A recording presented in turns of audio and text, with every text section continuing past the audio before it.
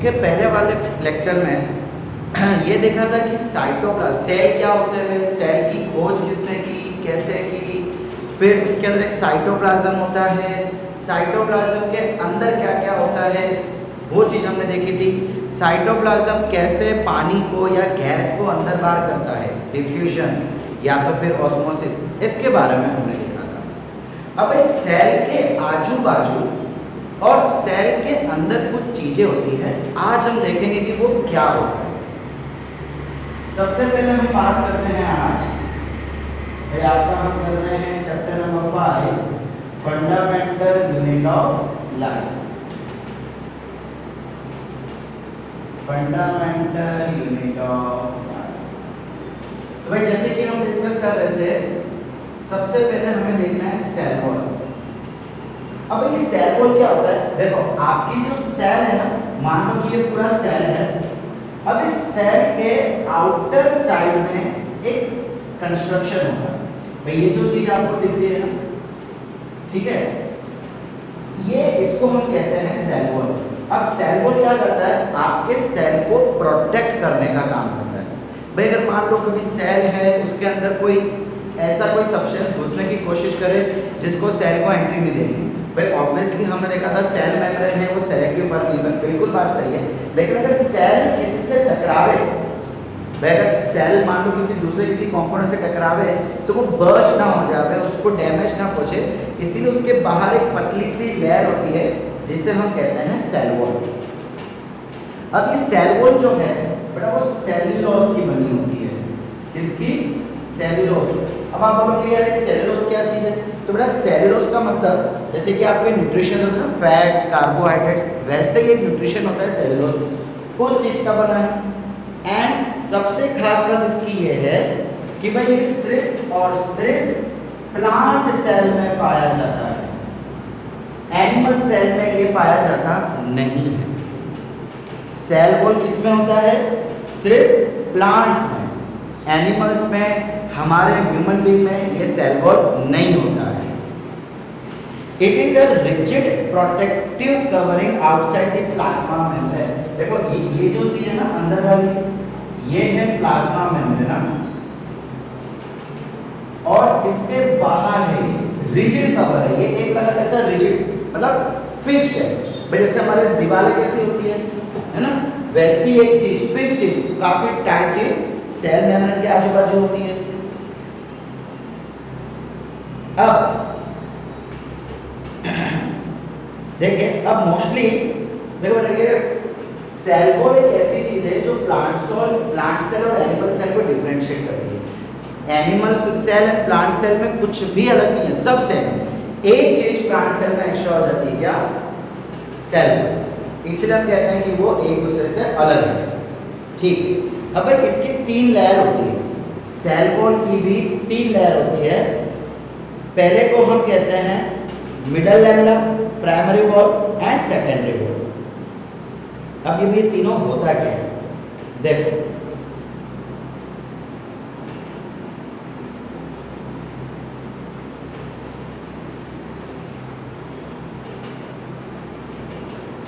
अब देखो अच्छा, इसके अंदर है ना भाई ये जो सेल वॉल है वो 3 लेयर का बना हुआ होता है। एक अपर लेयर, एक उसकी हो जाएगी मिडल लेयर, और एक हो जाएगी उसकी सेकेंडरी लेयर। इस टाइप के 3 लेयर का बना होता है। पहले वाले को हम कहते हैं प्राइमरी लेयर, जो बीच वाला है उसको हम बोलते हैं मिडल लेमेला। भाई ये नाम आपके लिए बहुत ही नया नाम है, ध्यान रखना, मिडल लेमेला। और ये जो लास्ट वाली उसको हम कहते हैं सेकेंडरी लेयर। कौन सी? Secondary. Primary, middle lamella and secondary wall. भाई इसको वॉल भी कहा जाता है, लेयर बोलो के वॉल बोलो, एक ही बात है। अब ये काम करते हैं तो जनरली सेकेंडरी है ना, ये काफी थिक होती है। It is much thicker than primary, primary से काफी थिक होगी। इन तीनों का अपना अपना एक यूज है, ओके। और अब ये जो मिडल लेयर है ना, ये भैया ऐसे सीमेंट काम करती है। देखो एक्चुअली है क्या कि इसके अंदर आपका सेल मेम्ब्रेन है, तो सेल मेम्ब्रेन को क्या करना है, अंदर चीजों को अलाउ करना है। तो ये सेकेंडरी वॉल थोड़ी ठीक होती है ताकि जो भी चीजों को अंदर जाना है वो इजीली जा सके। इसके बीच में थोड़ी बहुत गैप्स भी होती है, गैप्स। और ये जो बीच वाला चीज जो मिडल लैमेला है, एक्चुअली ये एमॉर्फस सीमेंट जैसा होता है। भाई सीमेंट क्या काम करता है, दो चीज को चिपकाने का काम करता है। सिमिलरली ये प्राइमरी और सेकेंडरी को चिपकाने का काम करता है। ठीक है, मेन चीज यही है। भाई इसके फंक्शन अगर मैं बात करूं भाई इसका एक ही फंक्शन है कि ये मैकेनिकल सपोर्ट देता है। मैकेनिकल सपोर्ट का मतलब है कि भाई अगर मान लो कि कोई चीज़ से टकराती है तो सेल जल्दी से डैमेज नहीं होगा। ठीक है, नेचुरल प्रोसेस से सेल डैमेज होता है, कोई बात नहीं, लेकिन अनइवनली भाई ना चाहते हुए भी उसको डिस्ट्रॉय करना वो हमारे सेहत के लिए हानिकारक हो सकता है। सो ये क्या करेगा, उसको एक प्रोटेक्शन देगा, मैकेनिकल प्रोटेक्शन। या तो आप बोल सकते हो हाँ, एंड जो हमारे प्लांट से जो शेप होता है बड़ा, वो शेप भी सेल वॉल के कारण होता है। ठीक है बेटा, भाई तो अभी हम आ जाते हैं सेल के अंदर। भाई आपने सेल देखा, सेल के बाजू में जो एक लेयर होती है उसको हम प्लाज्मा मेम्ब्रेन कहते हैं या सेल मेम्ब्रेन भी कहते हैं। सेल मेम्ब्रेन, प्लांट सेल के अंदर सेल मेम्ब्रेन के बाहर एक प्रोटेक्टिव लेयर होती है जिसको हम सेल वॉल कहते हैं। ठीक है, बाहर की बात पूरी हो गई। सेल के बाहर क्या होता है वो हमने बात कर ली। अब हम चलते हैं सेल के अंदर। भाई देखो बेटा, जनरली सेल जो है, अब उसको सर्कुलर शेप में भी दिखाते हैं, बट ये प्लांट सेल कुछ इस हिसाब से दिखाया जाता है। प्लांट सेल हो के एनिमल सेल हो, उसके बीचों बीच एक स्ट्रक्चर होता है। बीचों बीच एक स्ट्रक्चर होता है जो कि पूरे सेल को कंट्रोल करने का काम करता है। न्यूक्लियस है, ये आपके सेल के प्रोसेस को कंट्रोल करने का काम करता है। भाई कब अंदर लेना है, कब बाहर लेना है, जो भी ऑर्डर है वो सब ये देता है। अब हम इसको थोड़ा बड़ा करके देखते हैं। न्यूक्लियस,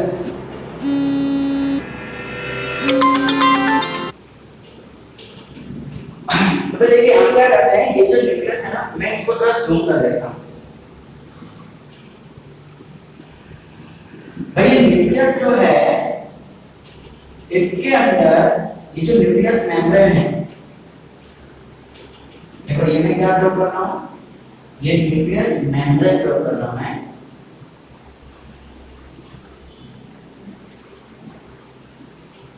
ठीक है भाई, ये न्यूक्लियस एक्चुअली होता सर्कल ही है। ये इसका जो आउटर पार्ट है, बाहर की जो लेयर है, इसे हम कहते हैं न्यूक्लियस मेम्ब्रेन। भाई जैसे सेल के बाहर लेयर थी तो हम सेल मेम्ब्रेन कहते हैं। सिमिलरली ये न्यूक्लियस के बाहर की लेयर है, इसको न्यूक्लियस मेम्ब्रेन कहते हैं। और यही वो चीज है जो आपके सेल के दूसरे कंपोनेंट को इससे अलग करने का काम करता है। अब भाई इसके बीच में आप देख पा रहे हो कुछ छेद है, कुछ पोर्स है, खड्डे हैं, जहां से वो न्यूक्लियस के अंदर बाहर चीजें होने में काम आती है। और इसको हम कहते हैं न्यूक्लियस पोर्स। भाई पोर्स मतलब खड्डे, ये सिंपली क्यों होंगे भाई, अंदर आने जाने के लिए कुछ जगह तो चाहिए उसके लिए। अब भाई इसके अंदर की जो जगह है, भाई देखो जैसे कि सेल के अंदर की जगह हम क्या बोलते हैं, साइटोप्लाज्म कहते हैं, सेल के अंदर की जगह। सिमिलरली न्यूक्लियस के अंदर जो स्पेस है, जो जगह है, देखो इसके अंदर एक्चुअली लिक्विड होता है, व्हाइट कलर का लिक्विड, उसको साइटोप्लाज्म कहते हैं। सिमिलरली न्यूक्लियस के अंदर भी लिक्विड होता है, उस लिक्विड को, ठीक है, यहाँ पे पूरा लिक्विड होगा, उस लिक्विड को हम कहते हैं न्यूक्लियोप्लाज्म। क्या बोला जाएगा, न्यूक्लियोप्लाज्म। भाई वो सेल के अंदर था तो साइटोप्लाज्म, ये न्यूक्लियस के अंदर है तो न्यूक्लियोप्लाज्म। ठीक है, अब यहाँ पे देखो ये जो है ना, ये डबल लेयर एनवलप कहा जाता है। ये क्या है एक्चुअली, इसको देखो, ये जो मेम्ब्रेन है ना, ये डबल लेयर की बनी हुई है। सेल मेम्ब्रेन सिंगल लेयर की होती है, लेकिन न्यूक्लियस मेम्ब्रेन डबल लेयर, एक इधर से भी लेयर, एक इधर से भी लेयर। और इसके बीच की जगह जो होगी उसे न्यूक्लियोप्लाज्म। अब भाई न्यूक्लियोप्लाज्म के अंदर दो चीजें होती है, एक तो क्या होता है, एक ऐसा थ्रेड लाइक स्ट्रक्चर होता है इसके अंदर, थ्रेड लाइक डोरी जैसा। अगर मैं और अच्छे से आपको करके बताऊं, एक डोरी जैसी पतली जैसी चीज होती है, थ्रेड लाइक, और उसे हम कहते हैं क्रोमेटिन। क्या कहा जाएगा? क्रोमेटिन। अब ये क्रोमेटिन बहुत ही जरूरी चीज है हमारे बॉडी के लिए। भाई देखो, आपकी शक्ल आपके पापा या मम्मी से मिलती होगी, या आपके दादा दादी से मिलती होगी, या ऐसा भी कहते हैं कि नाक उस पे गई है, गाल उस पे गए, आंख उस पे गए, बाल इस पे गए, ये हैबिट उस पे गई है, नाखून खाने की आदत है, खुजली करने की आदत है, हाथ हिलाने की आदत है, मतलब कोई भी हैबिट जो हमारे अंदर है वो क्यों आई हमारे अंदर? बिकॉज हमारे किसी ना किसी पूर्वज के पास हो गया। वो पूर्वज पापा, मम्मी, दादा, नाना, नानी, दादी, मामा, मामी, चाचा, चाची, किसी में भी हो सकता है। सॉरी, चाची में तो नहीं होगा, बट ये चाचा या मामा में हो सकता है। इसका मतलब भाई आपके अंदर जितनी भी प्रोसेसेस हो रही है, जो भी आपका अपीयरेंस है या आपकी कुछ अनयूजुअल हैबिट है, वो हैबिट कहां से आई है? आपको विरासत में मिली है। अब ये विरासत में मिलने वाली चीज की जानकारी किसके पास होती है? इसके पास होती है भाई क्रोमेटिन के अंदर। ध्यान से सुनना, क्रोमेटिन के अंदर एक ऐसी चीज होती है जिसके अंदर सारी इंफॉर्मेशन होती है, और उसे हम कहते हैं डीएनए। क्या होता है? डीएनए। डीएनए का फुल फॉर्म भाई बहुत ही जरूरी, डीएनए का फुल फॉर्म क्या है? डीऑक्सिरिबो न्यूक्लिक एसिड। डीऑक्सिरिबो न्यूक्लिक एसिड भाई मतलब बेटा ये एक लिक्विड ही होता है, एक ऐसा केमिकल होता है जो हमारी बॉडी को, हमारे सेल को इंफॉर्मेशन देता है। कौन सी इंफॉर्मेशन? हमारे पूर्वज की इंफॉर्मेशन। और इसी इंफॉर्मेशन के कारण आज हमारा अपीयरेंस या हमारी हैबिट डिसाइड होती है। अब ये डीएनए बना किससे होता है? भाई ये डीएनए बना होता है जीन्स से, जीईएनईएस। भाई एक ऐसे छोटी छोटी चीजें होती है जिसके अंदर छोटी छोटी इंफॉर्मेशन होती है। भाई आज हमारे बॉडी में देखा जाए तो कितनी सारी अलग अलग तरह की जानकारी चाहिए। भाई गला कितना बड़ा होना चाहिए, लिप्स पतले होने चाहिए, मोटे होने चाहिए, नाक तीखी होनी चाहिए कि पतली होनी चाहिए, आंख बड़ी होनी चाहिए, पतली होनी चाहिए, आईब्रो कैसी होनी चाहिए, बाल कैसे होने चाहिए, ये उंगलियां कैसी होनी चाहिए, ये थंब होना चाहिए कि नहीं होना चाहिए, मतलब लाखों डेफिनेशन या इंफॉर्मेशन। भाई ये इतनी सारी इंफॉर्मेशन मिलती कहां से है? तो भाई ऐसी छोटे छोटे चीजें होती है जिसे हम कहते हैं जीन्स। इन जीन्स को जब हम मिला देते हैं तो जीन्स का जो ग्रुप बनता है, ग्रुप, उस ग्रुप को हम कहते हैं डीएनए। और इसी एक डीएनए, दो डीएनए, डीएनए से ही बनता है क्रोमेटिन। ठीक है, तो सबसे छोटा जीन्स, जीन्स से बना डीएनए, डीएनए से बना क्रोमेटिन। अब ये जब तक सिंगुलर है, देखो होता क्या है कि ये सेल है ना, आगे जाके डिवाइड होता है, तो अभी ये क्रोमेटिन है, लेकिन बाद में ये एक का दो बन जाता है, तब ये क्रोमोसोम बन जाएगा। क्रोमेटिन से इसका नाम चेंज होता है क्रोमेटिन, क्रोमोसोम। अब आप बोलोगे यार सर ये सब क्या है? तो बड़ा ये जो क्रोमेटिन, डीएनए, राइबोसोम, ये जितने भी नाम आप लोग सुनते हो ना, ये साइंटिस्ट लोगों ने, इंसान लोगों ने नाम रखे हुए हैं। अब एक चीज थी, कोई चीज हमको मिली, उसको कुछ तो नाम देना था, तो एक बायोलॉजिकल नाम दे दिया जाता है। जैसे कि इसके बीच में देखो कहा जाता है कि nucleus is embedded in the cell.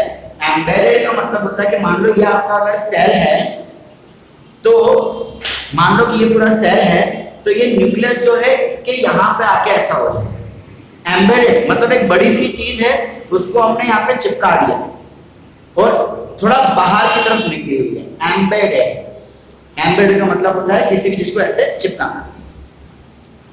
ठीक है, तो भाई ये तो हुई पहली चीज। हमने क्या बोला था कि न्यूक्लियोप्लाज्म के अंदर दो चीजें होती है। पहली thread like structure chromatin, chromatin बना होता है डीएनए से, डीएनए बना होता है जीन से।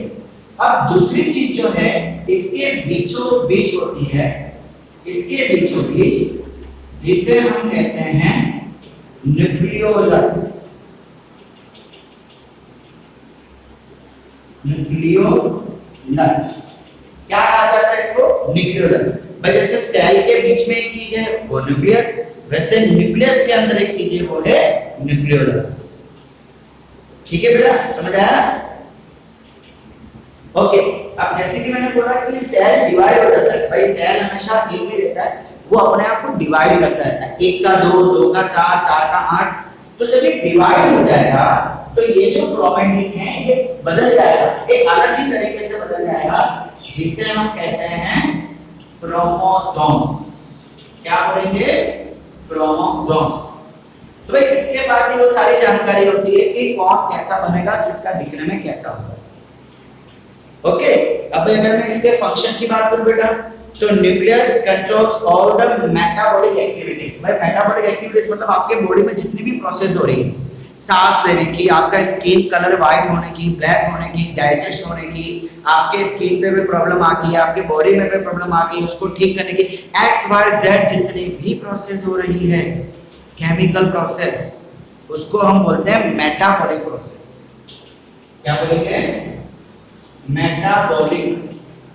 वो सारी प्रोसेस जिससे आपकी बॉडी की ग्रोथ होती है, डाइजेशन, रेस्पिरेशन, तो ये सब प्रोसेस कंट्रोल कौन करता है? न्यूक्लियस। फिर पेरेंट्स के क्या इनहेरिट करना है, वो कंट्रोलिंग पावर किसमें है? न्यूक्लियस के अंदर। और lastly it controls cell division. भाई सेल डिवीजन हो रहा है तो वो किस तरीके से होगा, कहां पे होगा, ये सब भी कंट्रोल करेगा न्यूक्लियस। तो इसके 3 फंक्शन हमने देखे। ठीक है भाई? अब भाई ये न्यूक्लियस के डिपेंडिंग जितने भी सेल है ना, उसको 2 तरीके से क्लासिफाई किया जा सकता है। इन शॉर्ट हमने क्या कर दिया, सेल के 2 ग्रुप बना दिए। कौन से 2 ग्रुप बना दिए भाई हमने? देखिए,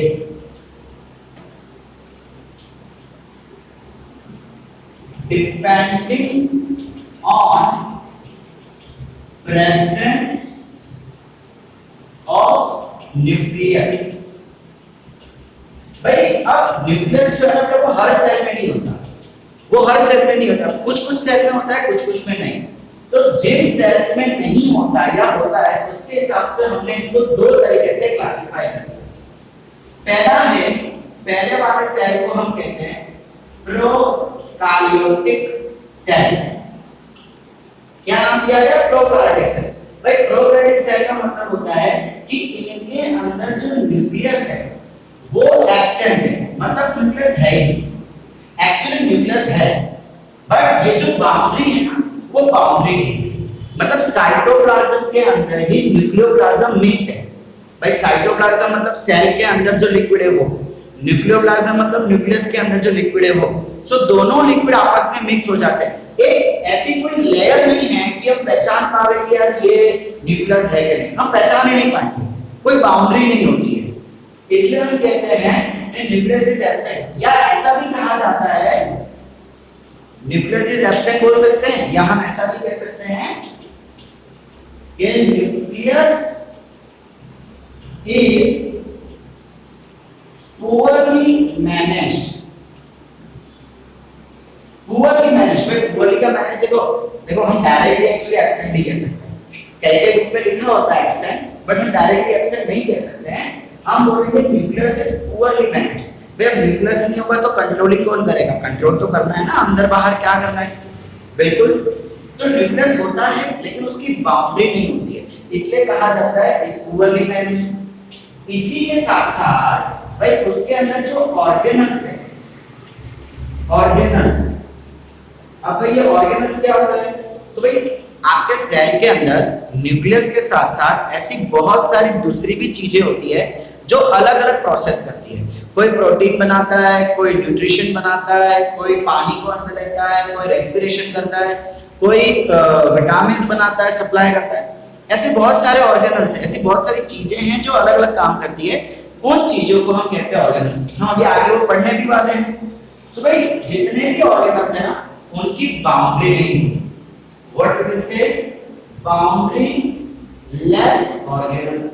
मतलब हमको पता ही नहीं चलेगा कि यार ये देखो ये इसकी बाउंड्री है तो ये एपेरेटस हो गया, ये ऑर्गेनल हो गया, ये वाला ऑर्गेनल है, ये वाला ऑर्गेनल, हम पहचान नहीं सकते। सो जिसमें वीकली मैनेज हो या तो फिर सेल एंड ऑर्गेनल्स की बाउंड्री ना हो, उस तरीके के सेल्स को हम कहते हैं प्रोकार्योटिक सेल्स। और जनरली इनको प्रिमिटिव सेल्स कहा जाता है। कौन से? Primitive sales.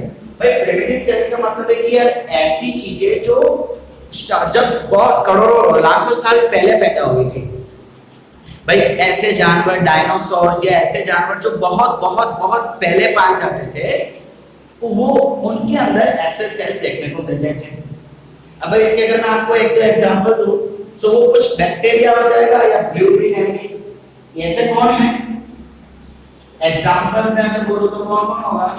बैक्टीरिया, या तो फिर हम बोल सकते हैं blue green algae, blue green algae.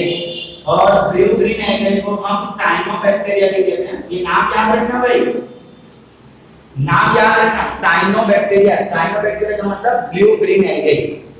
ये माइक्रो ऑर्गेनिजम्स हैं जो कि प्रोकैरियोट के एग्जांपल है। अब आपको क्वेश्चन में आ सकता है give the examples of prokaryotes. तो देखो एक चीज और याद है, चलो मैं यहां लिख देता हूं, प्रोकैरियोट्स। भाई प्रोकैरियोट्स का मतलब है organisms which have prokaryotic cell। भाई जिनके अंदर प्रोकैरियोटिक सेल होगा उन्हें हम प्रोकैरियोट्स कहते हैं। भाई एक बहुत ही छोटा सा एग्जांपल दूंगा। भाई जैसे कि आज अगर मान लो कि आप A1 जेवियर्स में पढ़ रहे हो, सपोज आपकी स्कूल कौन सी है? जेवियर्स। तो आप कहते हो कि भाई मैं तो जेवराइट्स हूं, जेवियर्स हूं, है ना, बहुत बार कहते हैं। मैं सेंट मेरी में पढ़ा था, तो मैं क्या बोलूंगा? मैं सेंट मेरियन हूं। सेंट मेरियन मतलब सेंट मेरी में पढ़ने वाला। सिमिलरली जिसके अंदर प्रोकैरियोटिक सेल है उससे हम बोलेंगे प्रोकैरियोट्स। ठीक है, प्रोकैरियोट्स मतलब ऑर्गेनिजम्स, और प्रोकैरियोटिक सेल मतलब ऐसा सेल जिसमें ये सारी चीजें होती है। अब इसका दूसरा टाइप कौन सा है? पहला तो हो गया हमने देखा प्रोकैरियोटिक, इसका दूसरा टाइप है यूकैरियोटिक सेल। भाई नाम बेटा आपको याद रखने पड़ेंगे, नए नए नाम है आप लोगों के। ठीक है, पहला हमने क्या देखा? प्रोकैरियोटिक जिसमें न्यूक्लियस नहीं था। यूकैरियोटिक में न्यूक्लियस इज प्रेजेंट। भाई कहा जाता है कि न्यूक्लियस है, बट एक्चुअली न्यूक्लियस तो उसमें नहीं था, इसलिए कोई अच्छी बुक में लिखा जाता है न्यूक्लियस इज प्रॉपर्ली मैनेज्ड। मतलब कि उसमें ऐसी चीज होगी, न्यूक्लियस होगा, उसकी बाउंड्री होगी, जो हमने न्यूक्लियस के बारे में पढ़ा, न्यूक्लियस मेम्ब्रेन, न्यूक्लियस प्लाज्म, सब कुछ उसके अंदर होगा। और इसी के साथ साथ जो ऑर्गेनल्स है उसकी बाउंड्री भी होगी, ऑर्गेनल्स विद बाउंड्री। ठीक है, अब बाउंड्री में से क्या होता है बेटा? कि प्रोटेक्शन हो जाता है, अलग अलग उसको पता लगा सकते हैं कि ये चीज है, ये चीज है। ठीक है, तो यूकैरियोटिक प्रोकैरियोटिक का एकदम ही उल्टा। और अगर भाई मैं इसके एग्जांपल दूं तो इसके एग्जांपल हो जाएंगे आपके